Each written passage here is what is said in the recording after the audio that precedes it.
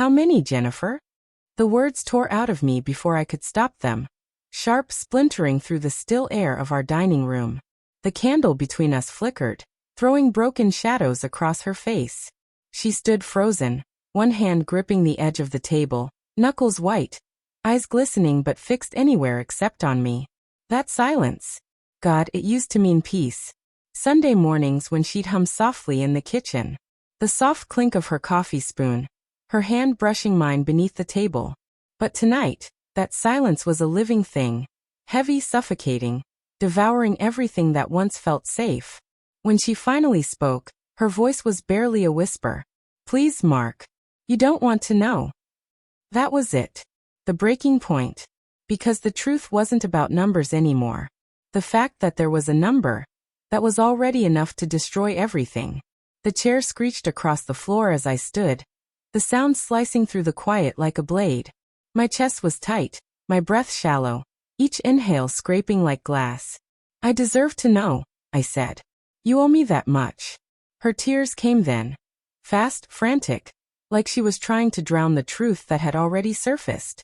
I watched her face, the face I thought I knew better than my own reflection. The woman sitting across from me wasn't the one I'd built my life around.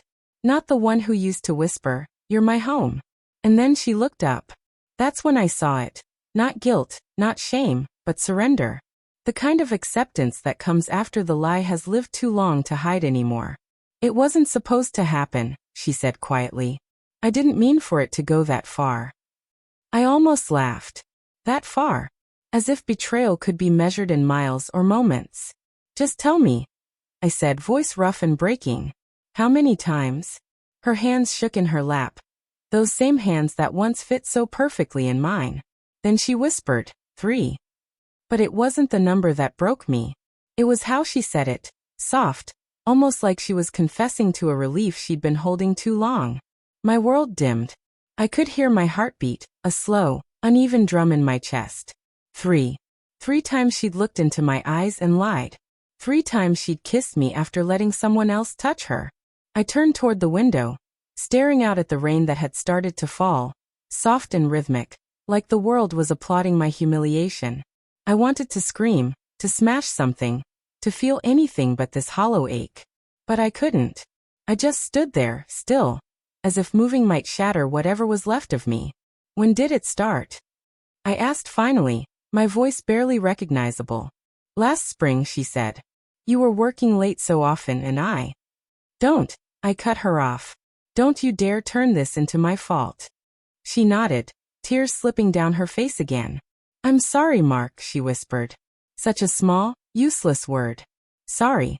As if that could patch the hole she'd torn through my life. She moved closer, reaching out. I never stopped loving you, she said. Please believe that. I stepped back, shaking my head. You don't get to say that anymore. Something inside me fractured then, not rage, not hatred, but grief. A slow, consuming grief that burned without flame. I had loved this woman more than I thought it was possible to love anyone. And she had taken that love and treated it like a match, striking it again and again, never realizing the fire would consume us both. We stood there, close enough to touch, but already galaxies apart. Then she whispered, her voice trembling. It was him, wasn't it? The one you suspected? I closed my eyes. I didn't need her to say it. I already knew. Daniel. My best friend. The man who stood beside me at our wedding, smiling as he toasted to loyalty. How long? I asked, but her silence said everything. I turned away, walking toward the door. My hands shook as I reached for the handle. I needed air, distance from these walls that had listened to every lie, absorbed every whispered deceit. Behind me, she spoke again, soft and desperate. I ended it because I couldn't keep lying to you. I stopped but didn't turn. You ended it, I said quietly, because you got caught. Then I walked out. The door closed with a dull thud, like the final heartbeat of something already dead.